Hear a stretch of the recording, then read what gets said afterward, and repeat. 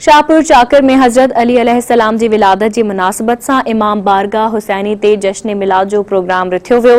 Programme के खिताब कंदे मौलाना सालिह हैदरी चयो त हज़रत अली अलैहिस्सलाम जी सिर बुलंदीअ लाइ पंहिंजो सॼो ख़ानदान कुर्बान करे छॾियो, पर दीन मुस्तफ़ा सल्लल्लाहु अलैहि वसल्लम ते कख बि अचण न ॾिनो। हुन चयो त संदन विलादत जो ॾिहाड़ो हर मोमिन मुसलमान लाइ ख़ुशियुनि भरियो आहे। संदन इस्लाम जे ऐन उसूलनि मुताबिक़ गुज़ारियल हयात हर इंसान लाइ मशले राह आहे, जंहिं ते अमल करे हू पंहिंजो हाल ऐं मुस्तक़बिल संवारे सघे थो। उन मौके ते मशहूर कसीदा ख़्वाननि ज़वार अलहदा जलन, उसामा जुनैदी, इमाम बख्श करबलाई, जवाद रिंद, अली ॾिनो संजराणी, कुर्बान संजराणी, मीहर अली मोमिन ऐं ॿियनि कसीदा ख़्वानी करे बारगाह मासूमीन में अक़ीदत जा गुल निछावर कया।